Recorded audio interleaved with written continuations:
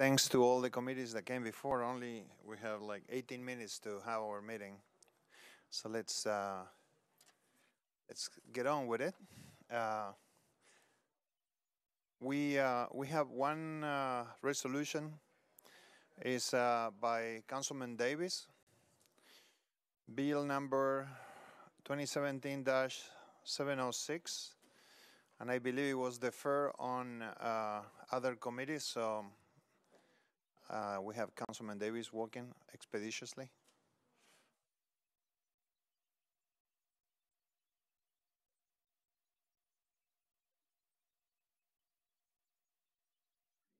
Yes. I deferred this bill till the first meeting in July. Let me give some background. Airbnb, I know we're all sick of it. It's coming out of our ears. I think some of us, when we sleep, we mutter it. You know what I mean? Type 2s, Type 3s, Type 15s, but in New Orleans, Airbnb, they allowed the city of New Orleans, they gave them $1 for every booking. And so when I saw this, I asked Airbnb, can we do the same thing to Nashville? They agreed. But due to some state legislation and some weirdness, we're trying to figure out a way to get the dollar. And thanks to our friends at the mayor's office and with the hard work of Mike Jameson, we may have figured out a way through a resolution to do it. And so the intent was not to try and mangle or mix it with the Barnes Fund, but the Barnes Fund, we're trying to get that $1 or percentage of it to the Barnes Fund possibly, but we couldn't do it correctly. I'm trying to assume, so we need time to figure out the proper way to get their money, because I want their money, I want their dollar, and that will generate about $750,000 per year that we can put towards affordable housing or to an affordable housing project. So, Mr. Chairman, I'd like to defer this until July, the first meeting in July, and I may even defer it further just so that we can work out, some of the details. But I want their money to go towards fixing an issue in our city, and so we may be able to get the $1, which will generate $750,000 worth of revenue to an affordable housing project or to the Barnes Fund, via a resolution, because my goal of it was trying to use the money to help fix affordable housing a little bit quicker, but we're government, it's not easy to do things really fast. So we're going to fix it, and if I cause any confusion, I apologize, sir. So okay. We're going to defer it till July, the first meeting in July. Do I have a second? All in favor say aye. Yes, Councilmember Mendez. Thanks. I appreciate what the sponsor's trying to accomplish, but I want to make sure that I say for the record the same thing I've told every lobbyist for any of the online agencies. If they really want to help Nashville, then in a matter of days they could shut down all the listings that don't have a permit, and that would get rid of about 2,500 illegal short-term rentals. If the online platforms want to really help Nashville, they could unilaterally volunteer to help us enforce our tax laws and collect money that way. With all respect to where this resolution's coming from, I don't believe that they're trying to help, because if they wanted to help, they could do that unilaterally.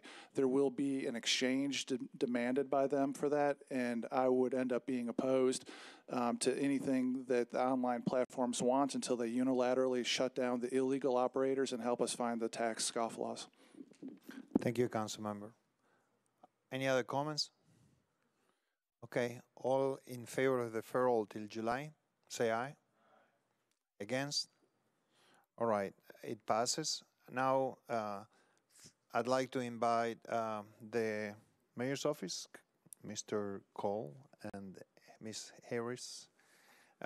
Would you like to come to the front or do it from over there? All right. Check it out. I don't know if it works.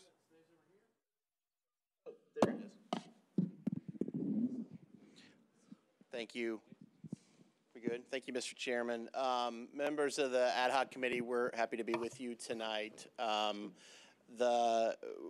We checked in with your committee over the last year or since the instigation of this committee.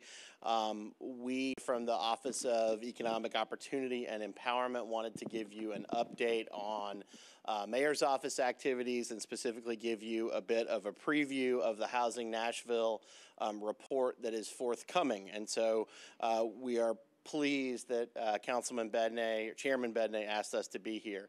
Our team that works on affordable housing is, of course, Adrian Harris, who you know, our Senior Advisor for Affordable Housing, and Morgan Mansa, who is our Housing Programs Manager that you've gotten to know working on the Barnes Fund for Affordable Housing. Adrian and Morgan are going to walk you through the agenda tonight.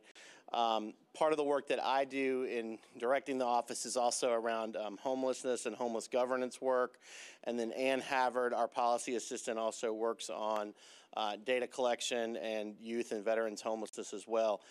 We wanted to introduce to you our 3 AmeriCorps Vistas that are dedicated to our Nashville Promise Zone, and that's Julia, Tanatswa, and Will. You will be working with them if you haven't met them already. They are dedicated in one of the 6 areas of the Promise Zone is affordable housing.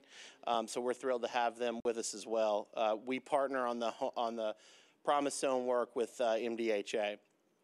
Over this summer, we will also have an intern, and then we've got a pending request for an Urban Leaders Fellow to also help us build out the component and all of the work that our team does, which of course has dramatically expanded over the last year with your help. $15 million in this past fiscal year with the Barnes Fund, as well as the Housing Incentives pilot program that you all authorized this last year, which is about to bring forth its first project. So with no further ado, I'm going to let Adrian and Morgan take it from here, and we're happy to answer your questions as well. Thank you. Oh, the notes, yeah. So good evening. Thank you so much for allowing us to take a little bit of your time today to just give you a brief overview of what will be covered in the Housing Nashville report. As you know, you requested a comprehensive housing plan last year, and so one thing we really wanted to make sure we had was data that backs up any of the policy recommendations that we propose. And so one component will be a data walk where we've actually worked with David Schwartz from Economic Planning Systems to provide us with the supply-demand gaps analysis. And then we're also working with THDA, who is providing us housing indicators, so like baseline data, to help us keep track of things that we need to look at on an annual basis. Additionally, we'll provide you with an annual report, so all of the housing units that are proposed or under construction or preserved, as well as funding allocation from last year, so provide you with how much public investment has gone in, but also leverage dollars from Barnes Fund and the unit count. The fiscal year 2017-2018 action plan will also provide some policy recommendations, funding plan priorities, which you've pretty much heard some of that from the state of Metro. But then one of the key components of this Housing Nashville report will be to meet with stakeholders directly the month of June and July to talk to them directly about the data as well as any policy recommendations that we need to consider. So we'll ask them from the report, you've seen the data, what are we missing? We'll also ask, what are some funding plan priorities that we need to consider? What are other cities that we should be looking at as well?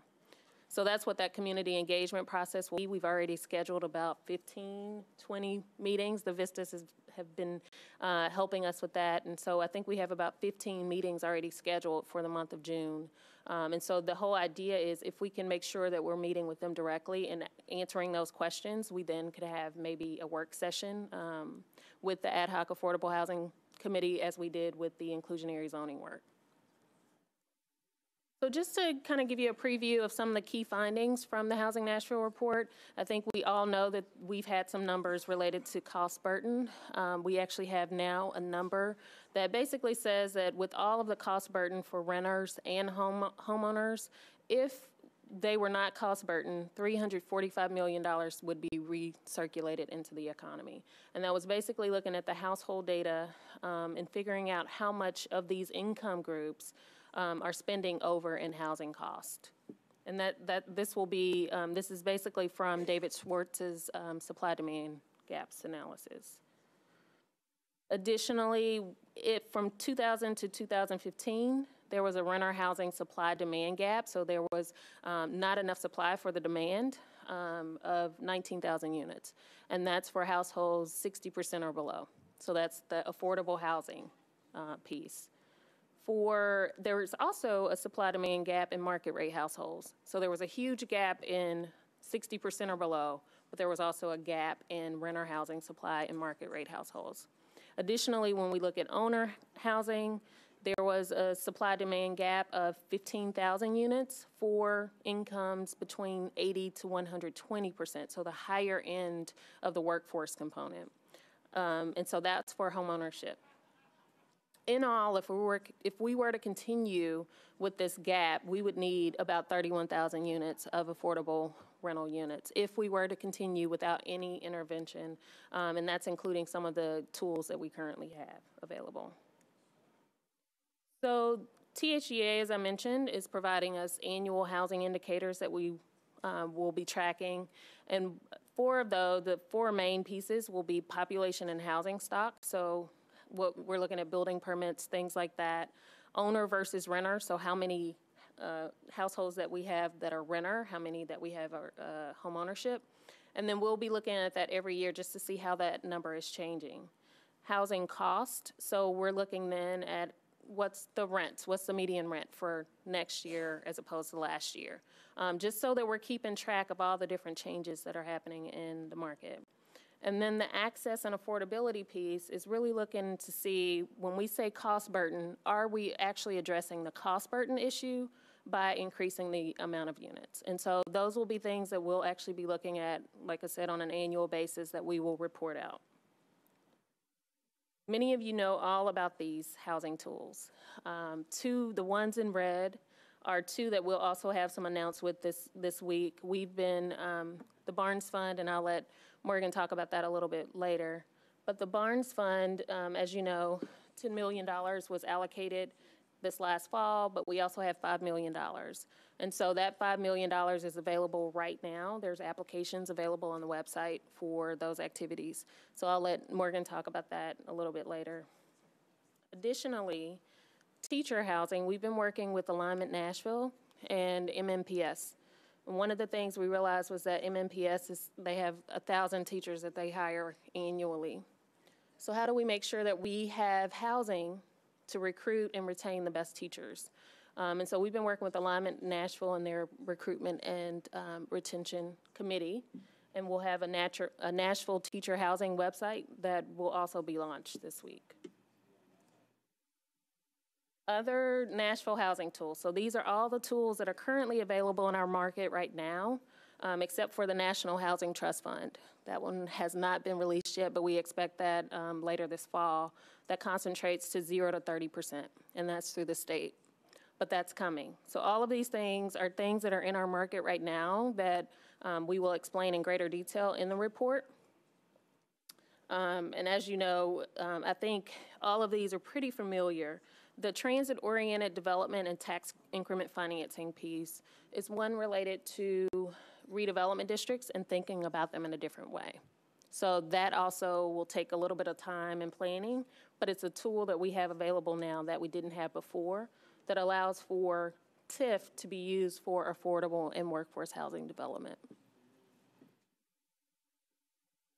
So the fiscal year 2017-2018 action plan will focus quite a bit on funding and building affordable rental housing supply. The questions that we'll be asking the community is, where should this housing be? Should it be in the promised zone? Should it be along transit corridors? The other questions will be, what's the housing need? We hear all the time about all of the different housing special needs communities. So should we focus quite a bit on our disabled community? Should we focus a percentage of the Barnes Fund to just aging? Should we focus it on formerly incarcerated? Those are questions that we will ask the community head on. What are the priorities? Let's rank them. So that when we think about our funding activities in the future year, we can say there's a priority for senior housing, or there's a priority for formerly incarcerated. So the programming piece, oh, and I missed retained residents. So one thing that we've done some on is the property tax freeze relief. We've expanded the Barnes Fund to include rehab. But one of the things we've been working on quite a bit this year, thanks to Councilman Bettany, is a partnership with the National League of Cities Mayors Institute on housing hazards and health. And the whole idea is to make sure that we're creating hazard-free, healthy housing.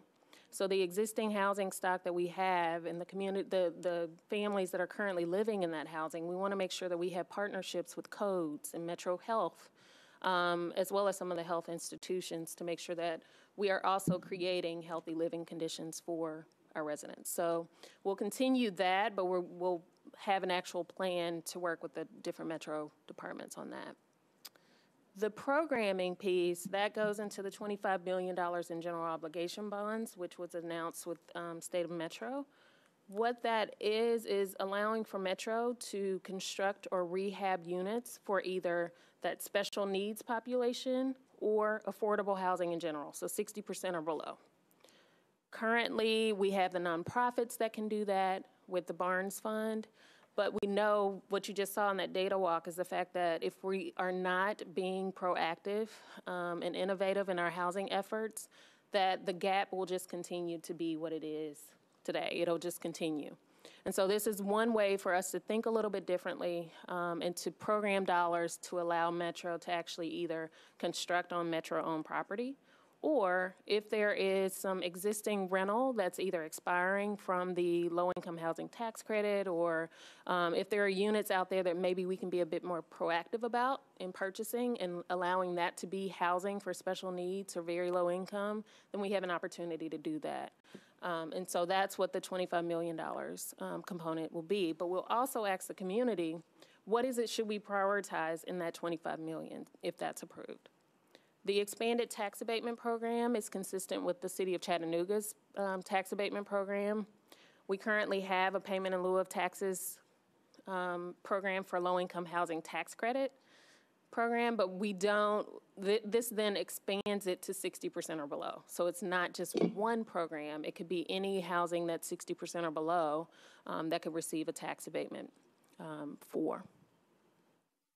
The Metro-owned properties, one idea is to prioritize them based off of feasibility. So we could do land use feasibility, also development feasibility, just to make sure what properties, because as we are finding out, I mean, Metro-owned properties are Metro-owned properties for a reason, or otherwise they would most likely be in the market. And so we would just need to do a little bit due diligence on our part just to say what can be built here, what's the highest and best use, and how can we make sure that we maximize affordable and workforce housing development on those properties. And then again, the transit-oriented development is just prioritizing the fact that we know we need affordable and workforce housing along our transit corridors because we know we got to get them to work. And so that's really what that is about, and that's the redevelopment districts and looking at them in a different way.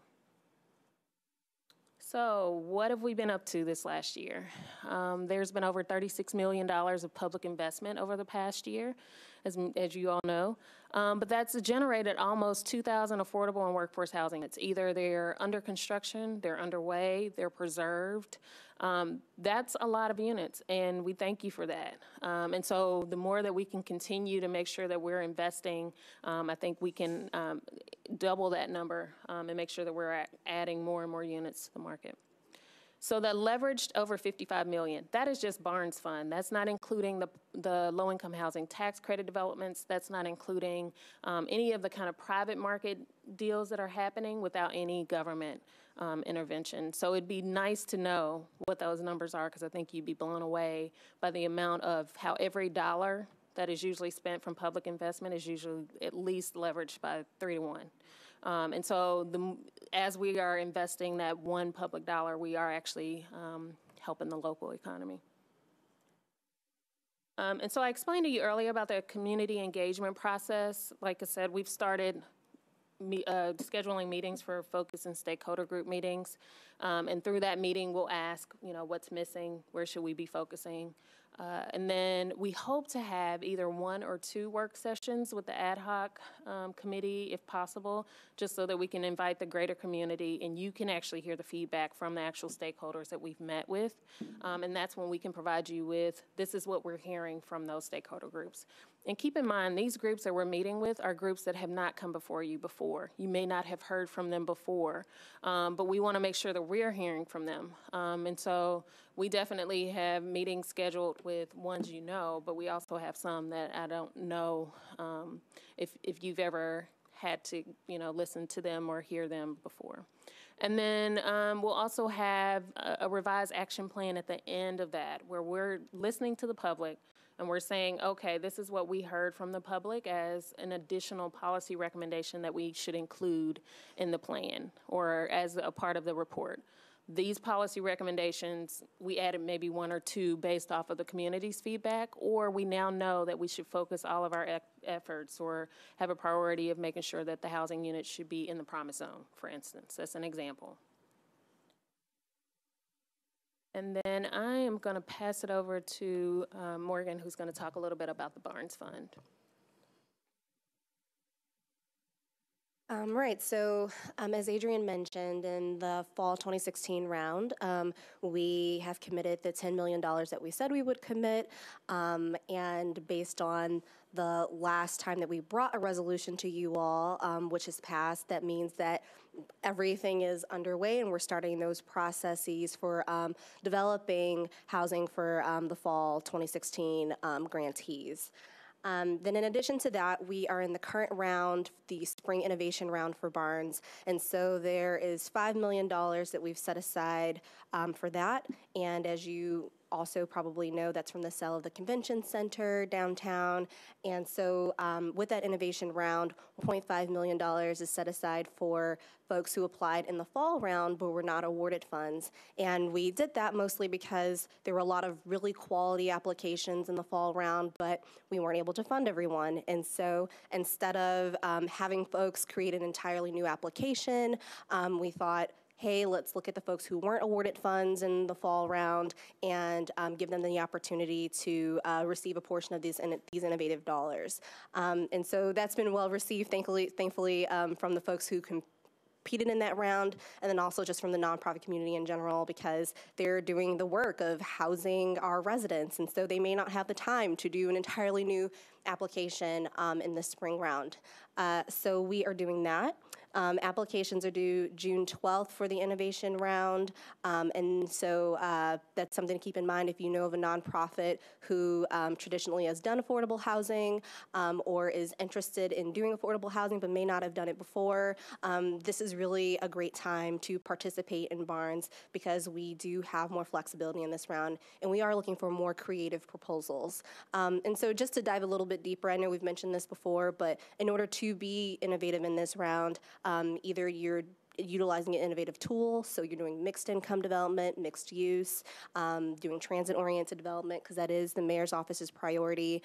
It could be innovative partnerships, so if you don't have that experience as a nonprofit developer, but you're a nonprofit that serves a special population or the community in general, then you can partner with a for-profit developer or a nonprofit who has that experience. And then the third piece is serving a special population. And so if you house folks who are experiencing homelessness or persons with disabilities or seniors, we have a list that's on our website of the list of special populations that we've outlined. And so you can also qualify if you serve one of those populations as well. Something else that we did for the housing report and that we thought was just really great for us to be aware of in general is that we looked at the assessed value of all the Metro-owned lots that we have donated in the past and that we have in our portfolio to donate in the future. And so that came up to roughly $2.9 million. And so one of our developer partners who's in the audience right now talks about how expensive it is to develop in Nashville Nashville that land is very expensive. And it's true. I mean, when we look at this dollar amount of $2.9 million for these lots, to be honest, we didn't expect for that number to be that high. And so it shows how important it is that we have these lots available to our nonprofit partners so that they can have that opportunity to build in Nashville. So that's one point that's going to be detailed a bit more in the Housing Nashville report. And then the last piece is the nonprofit capacity building. We had applications for that due last week. And so we actually met with the Center for Nonprofit Management today to go over those applications. We received some really, really great applications from very quality nonprofits in Nashville. And so we will be announcing that later this week on who those 10 nonprofits will be to participate in this cohort-based nonprofit capacity building program. And so just a bit more about that too. During June and July, they will be going through weekly sessions in partnership with CNM.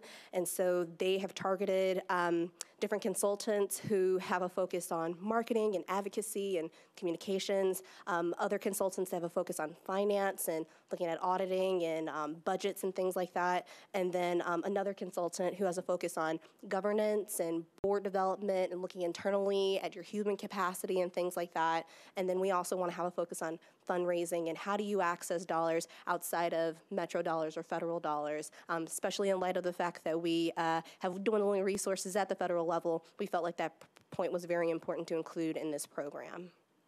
So I don't know that I'm, I'll note two other things that we're doing during this round too. We've mentioned before that the mayor was very interested in supporting the development of a community land trust for Nashville. That's also included in the Housing Nashville report. And so we have an RFI out right now where we would like to see who's interested in partnering with us for this CLT.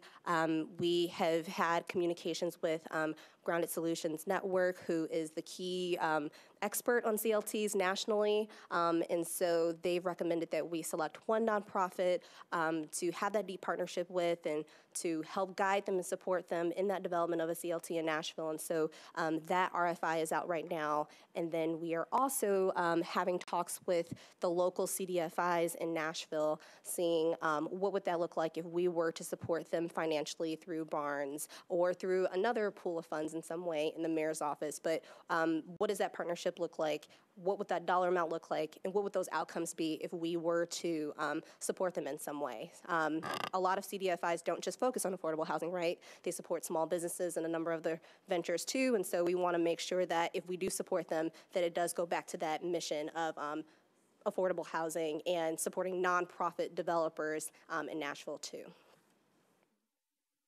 All right. So this is, there is a more detailed plan coming in the future? So the report will be released later this week, but like I said, we expect to go through this community engagement process, and then that will be the actual comprehensive plan after we've engaged the community a bit, because realize that we kind of halted a bit so that we can make sure we were working off of data. And so that's why we halted, so that we can make sure we could actually get that. And then the community engagement process will happen over the next couple of months, and we can provide you with the revised and updated recommendations from there. Well, thanks for sharing this with us. And sorry that you guys are sandwiching between planning and public works. Any questions for them? Yeah, Councilman Mendez. Hi, thanks for being here.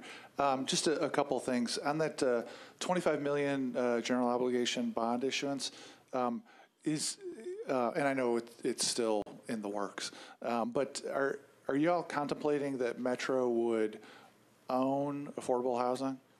That's correct, yes.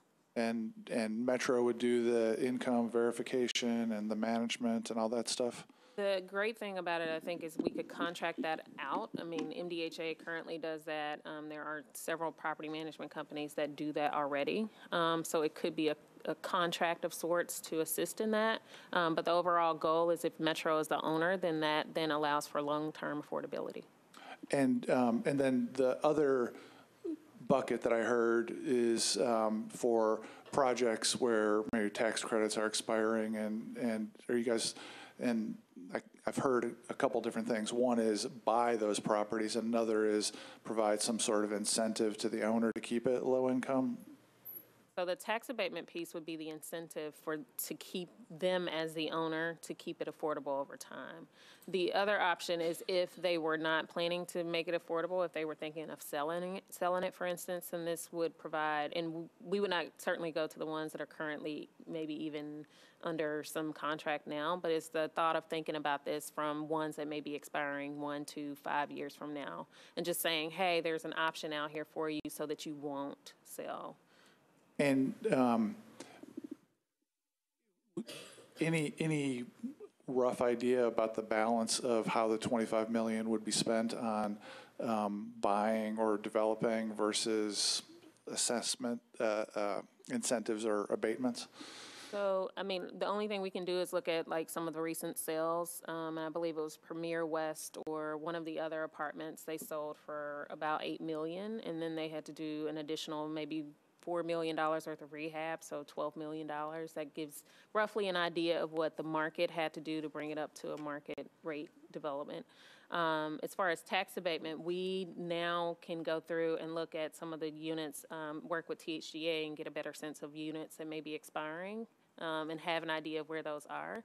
But that's some of the homework that we need to be doing over the next couple of months. Okay, and then I think the last question on this topic is, are y'all imagining that the $25 million would be a bucket that the Barnes Fund would have all the discretion in how it gets spent, or would some of that individual spending circle back through here? Well, we were thinking the commission may be a good starting point because they are used to already doing 80% or below, and so they could do some of the initial vetting. But of course, any of that would need to come before you for final approval. All right. And then the only other thing I was going to ask, I think there was a slide that talked about 2,000 affordable workforce houses added or contemplated, underway, something like that. And I think it's important for us to keep saying that there's a bunch of units lost through the course of this year also. And I know, I think it's hard to quantify exactly what it is, but I think we know that it may be more than 2,000 units lost. And I think it's... These are ones that are upcoming. Like, these are ones underway. But the gaps analysis shows how many have lost between 2000 and 2015. Yeah. The market is, I mean, of course, we won't have 16 and 17, but we will have projections of the need. I think it's valuable as you guys take this to groups to, I mean, the 2,000 underway, great, awesome, thank you guys, you thanked us, but it really should go the other way around, us thanking you. But I think it's important to always keep mentioning that even with that robust effort, ground is being lost every day.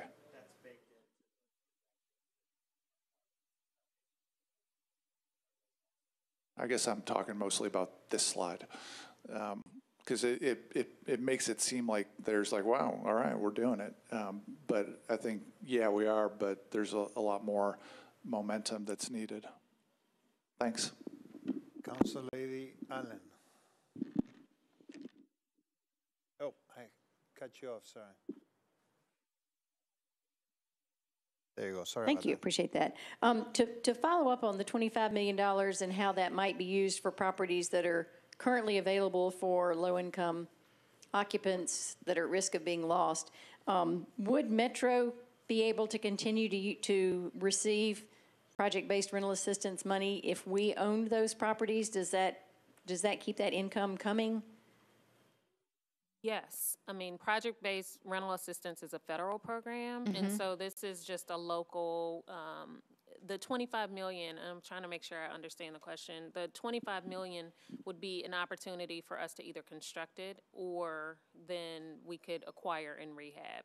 And we were just saying that Metro would own the land and make sure that those rents are at a lower rent.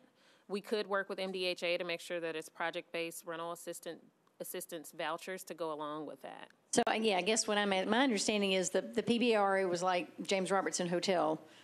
was an example of that, and that was privately owned, and that HUD money went to them, and they, every year or so, could index up what they needed to be paid. So that, I mean, that was HUD money that was always there, and that it increased as long as they remembered to ask for it. But when the market gets so big that they'd rather do that, then that pot of money totally goes away, and those 200 units or whatever that can't be shifted to another building unless it's done at the appropriate time, I guess is what I understood. Right. So does this enable us to catch those projects before they fall and either reassign them, or we become the owner of that building so that PBRA money continues to flow and to provide that opportunity? Right. We would continue to extend that affordability, and we would have to work out the PBRA piece, because you're right, at the expiration of that, the project-based rental assistance voucher development expires. Right. But we could, I mean, MDHA has just recently increased their project-based rental assistance vouchers from 200 to 900. So there are some ways for us to go back to MDHA and maybe have those conversations. But keep in mind, I mean, we're still, this $25 million could also be used to house individuals that currently the market is not housing. So this could be using Metro-owned property to construct housing for homeless individuals. Right. And so that may not be project-based rental assistance. It may just be us constructing the units, and we work with other partners to make sure we can extend that affordability over time. Okay, which all sounds good. So can you help me understand we've been waiting for a long time to hear how big is the problem. And so the numbers I heard you say were from 2000 to 2015, we lost 19,000 units, or we needed 19,000 units for people at 60% AMI or below. So I guess what I'm trying to wrap my arms around, does that mean that today there are 19,000 family units that are looking for housing, or that are in housing but they're housing burdened? They're housing burdened. Okay, so it's all based on cost burden. That's so there are 19,000 people who are in a home and they are at 60% and lower, and they are housing burdened. We're saying that the demand was higher than the supply, that the demand from cost burden renters was higher than the actual supply, and it was a gap of 19,000. 19,000. And is that a snapshot, like here's where we are right now, or is that over the years that's what's accumulated? I mean, if we're trying to say how many houses do we need to build, is it the sum of those numbers, or? So that's the gaps piece, but he also took it another step and has provided housing projection needs. And so that last piece is if we do not do anything else, then that gap could be as much as 31,000 units. But yes, the gap itself would be 19,000 for renter, and then the gap was 15,000 for owner. But you'll see the numbers in the report. This is just kind of like graphs and charts are that's helpful for me. Okay, that's helpful. Well, it's helpful to have all the list of tools that are out there, and as we talked about, what we have asked y'all to do, which we appreciate all the work you've put into this, is to give us how big is the problem, and then what are the tools to solve it, and then what are the metrics. So that and I'm still thinking in boxes and color charts and all that kind of stuff. So, when you come back to us, possibly will you say, and now we have created we've moved 10,000 people from being housing burdened to being appropriately housed, and so now that 19,000 number is only 15,000. And the great thing is that it goes even further into the census tract. So you'll be able to see how many units have been lost by census tract. By census tract, okay. By renter and owner. So you'll be able to kind of zoom in and out and see that information. But yes, that's what we'll be tracking every year, is how well have we addressed the gaps in those census tracts, but overall, how well have we? With the goal of driving those numbers lower and lower and lower as we come up with more and more tools. And leveraging public-private partnerships. That's exactly. And all that kind of thing. Okay, great. Thank you. Thank you, Council Lady. Councilman Leonardo. Thank you, Mr. Chair. You had spoken about that you guys were having community meetings in June and July. Are you going out to council districts and meeting with folks like that? what you're doing? We can.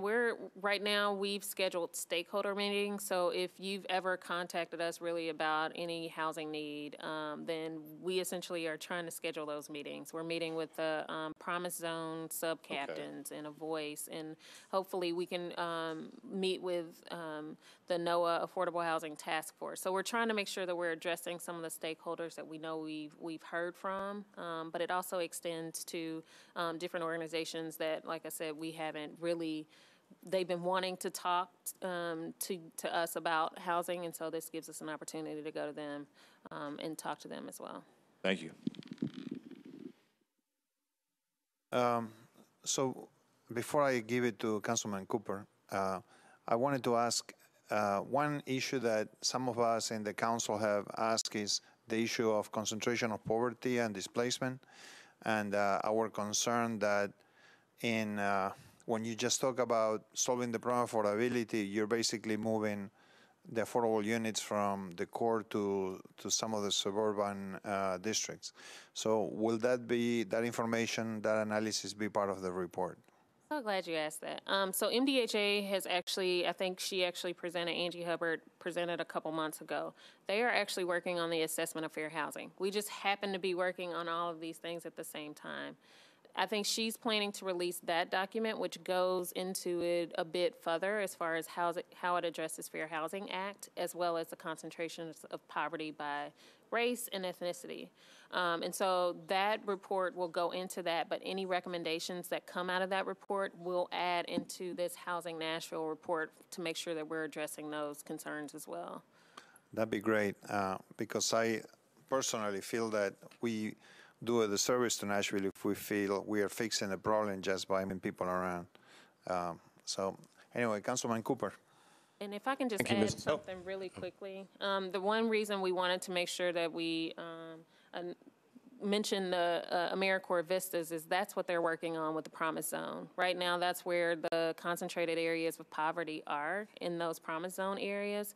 And next year, we actually will have one that will be focused just on housing, and because that's one of the goals of the Promise Zone. So just wanted to add that in. Thank you, Ms. Harris. Councilman. Oh, thank you, Mr. Chairman, and thank you for letting me ask a question, not being part of the committee here. Financial modeling for these investments going forward, you know, you are having some income, and there would seem like there would be a multiplier effect for that income and the repurposing of income once these projects are up underway. Have you done the modeling? And if you had, would you share it? Because it's it is, there is income from the investment, and that repurposed back into the space has again, a multiplier. We have not. That is one of the pieces, though, of the Metro-owned properties that we want to look at is the feasibility piece. Not only land use, but financial modeling. How many units would need to go on this piece of property to make it sustainable over time? I mean, that's part of the development pro forma piece, but I might be missing your question. No, I think you are. And you're defining sustainability as in a sense of what the Metro cost of funds are. That there'll always be required a subsidy, no doubt, but Metro has a very low cost of funds compared to the private sector. And even 1 or 2% might be half of the interest cost, the actual interest cost in this, and then that could provide a very interesting extension. But again, it's, speaking a little bit from my old life, this is a very interesting problem to model the whole scope, because it's really not an annual appropriation, it's an investment. Yeah. And then secondly, I know you all have thought about this in terms of the Metro approach. What about, I mean, we are a vibrant nonprofit affordable housing community in terms of providing funds for them. Where are we in terms of that? Is the $25 million is really designed to be a Metro-owned and operated set of projects? Yes, and then the mayor has committed $10 million for each year to the Barnes Fund. Which would be the The nonprofit. Which is a nonprofit. So over time, if you were to continue with the 10 million, that would be $45 million in a 4-year period. Okay. And the weighting of 25 to Metro and 10 to the Barnes Fund, is that based on the capacity of the nonprofits that they're just not able to use more than 10 million? I mean, fundamentally, you borrow $25 million. That's in effect cash. It doesn't matter that it was borrowed or that you had cash. You're providing $25 million, and then it has a life of its own. Some of that could have gone to the non-for-profits in lieu. So you seem to be making a conscious policy choice between the 10 and the 25. And I was just wondering the thinking that had gone into that policy dial being set. I think it was all about being innovative in this space, and the fact that the mayor had said that she was going to provide $10 million each year. And so that's, like I mentioned, $45 million for the nonprofits, but then Metro also having funding, and then MDHA also doing the redevelopment of the RAD districts. It's just one of those ways of how can we make sure that we're just increasing the affordable housing supply. Thank you. Oh, sorry, Eric. One thing to add, Councilman, is that the decision point around what we're allowed to do with general obligation bonds by state law and the Constitution requires that ownership component by Metro at the end of the day. And so that's been the hardest policy thing for us to work through. So that, I think you're trying to get at, why did we dial it the way we did? That was the fundamental reasoning, because we had to work within the constraints of what the state and really the Constitution and you know, a legal analysis is far beyond me, but that I think, you know, our John Cooper could walk you through as well. We just have to have that ownership involvement at the end of the day. 4 GO bonds for that funding stream. Yeah. Okay. Okay. Thank you. I'd love to follow up with you on this offline, and then thank you, Mr. Chairman. One final, because just earlier this afternoon we were hearing about a very interesting project in Costa Hastings district, Haynes Garden, which has a $10 million developer fee. Now, not all of it is, 4 of it is deferred and 6 is in cash. All in, it was a $30 million structure receiving $10 million. It has occurred to me that if we could recycle fees of that magnitude to our own nonprofit community, that would be a very good thing. And particularly since there were Tennessee, I think 4% housing credits involved, that if somehow we could get our own folks and not out-of-state developers, that it was just a fee of the size that our own community clearly would benefit from. And any thoughts you all had, which we could legally, appropriately, of course, in any way possible, make that happen, I would be interested for those suggestions. Thank you. Thank you, Councilman. And we're going to wrap this meeting up, and I want to thank Councilman Elrod and the other people are here for the following meeting. Thank you all for staying this late and for your interest in affordable housing, and thank you, the mayor's office, for agreeing to come and reporting to us. This is obviously very important, and every second is important. We're going to have a meeting every month, and I renew my invitation to anybody in the city, the chambers, the associations that have any suggestions or ideas on issues that we should be discussing at this committee, to reach out to us, and people that are interested in getting updates on what we do, to reach out to Rosie Hayes at the Metro Council office so she can put you on the list to get updates. And the meeting is adjourned. Thank you very much.